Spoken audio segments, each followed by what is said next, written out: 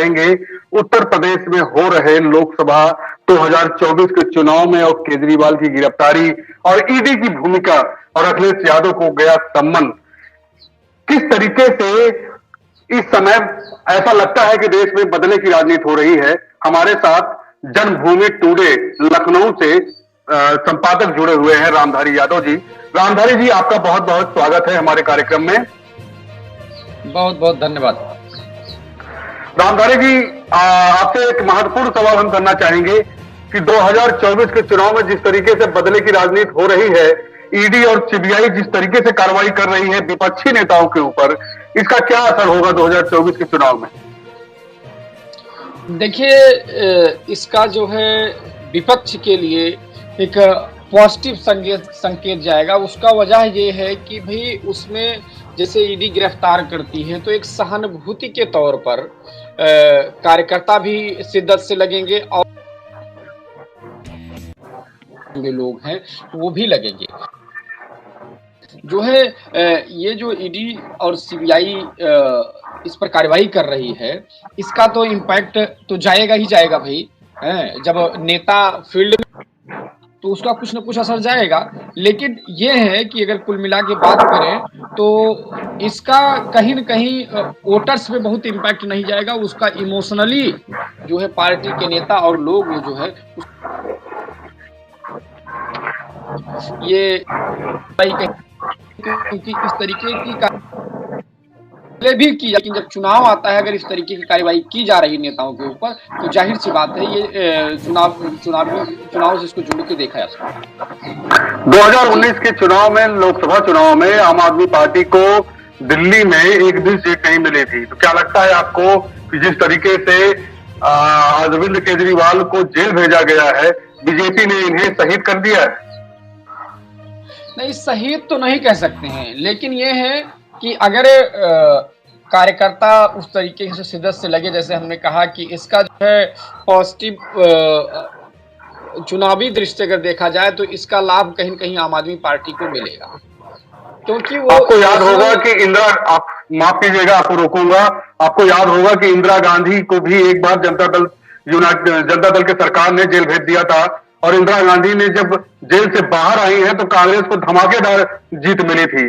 तो क्या ऐसा कुछ लाभ जो है केजरीवाल को देखने को मिल सकता है? देखो, जाहिर सी बात है राजनीति में कहीं अगर एक तरफ उसका पॉजिटिव होता है तो उसका निगेटिव भी होता है। अगर ये सरकार अरेस्ट कर रही है, सोच रही है कि नहीं भाई ठीक है वोट बैंक कम होगा, या निगेटिविटी जाए जनता में कि ये लोग जो है चोर हैं, इस तरीके से गलत तरीके से काम चाहती है, तो ऐसा शायद मुझे नहीं लगता कि ऐसा होने वाला है। क्योंकि जब इस तरीके से किसी बड़े नेता को अरेस्ट किया गया है तो वो चाहे इन्वॉल्व ही क्यों ना हो उस मामले में, लेकिन एक तरीके का जो सेंटीमेंट लोगों के साथ जुड़ जाता है कि नहीं भाई, वो भावनात्मक तरीके से लोग जुड़ जाते हैं। क्योंकि अक्सर कई माफिया आप देखे होंगे जेल में बैठे बैठे चुनाव जीते, तो वो इमोशनल ब्लैकमेल किया जाता है, इमोशनली ये लोग जुड़ जाते हैं। जो उनके लोग होते हैं जो नहीं देना चाहते वो भी जुड़ जाते हैं कि यार इनके साथ अत्याचार। सबसे हैरानी की बात है कि माफ कीजिएगा, आपको रोकूंगा। सबसे हैरानी की बात यह है कि जिस आम आदमी पार्टी के ऊपर शराब घोटाले का आरोप लगा है और जिस व्यक्ति ने यह आरोप लगाया था और खुद आरोपी था वो चंदा देने के मामले में, उसी से अभी तक जो जानकारी मिली है 50 करोड़ के ऊपर बीजेपी ने भी चंदा लिया था। तो अपराधी तो दोनों थे अगर इस मामले को देखा जाए, तो सजा एक को क्यों? देखिए, अक्सर कहते हैं ना कि भाई जो सबल होता है, जिसके पास ताकत होती है, वो हमेशा प्रहार पहले करता है। तो अच्छा, उसका वो न्याय संगत अभी उसके लिए वही न्याय संगत है क्योंकि वो ताकतवर है।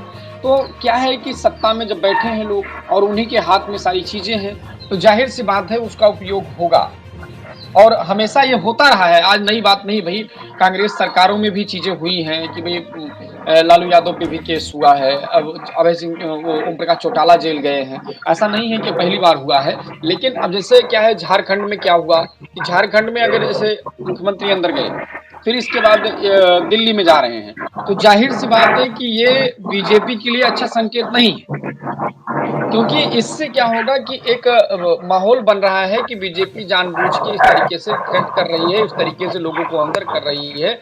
चूँकि क्या है कि ये चुनाव के समय में ये चीज़ें हो रही हैं। अगर ये पहले होती तो हो सकता है इसका नेगेटिव इम्पैक्ट जनता के बीच में जाता कि हाँ, वास्तव में इस तरीके के लोग हैं ये। लेकिन ये चुनाव के टाइम में ऐसा हो रहा है, तो इससे ज़ाहिर है कि जनता पे बहुत बड़ा फ़र्क नहीं जाने वाला है, जनता पे बहुत बड़ा इम्पैक्ट नहीं जाने वाला है। अखिलेश यादव को भी सम्मन जा चुका है, क्या लगता है कि अखिलेश यादव की भी गिरफ्तारी चुनाव के पहले हो जाएगी? देखिए, अगर क्या कहते हैं कि जिस तरीके की चीज़ें हो रही हैं, कहना कि होगा कि नहीं होगा, ये अपने आप में बड़ा असमंजस का विषय है। लेकिन अगर गिरफ्तारी होती है, तो ज़ाहिर-सी बात है ये बीजेपी के लिए नेगेटिव ही जाएगा, क्योंकि पॉजिटिव होना नहीं है। उसका कारण वही जो मैं बार-बार बता रहा हूँ कि जनता का सेंटिमेंट, क्योंकि ये चुनाव के समय का मामला है।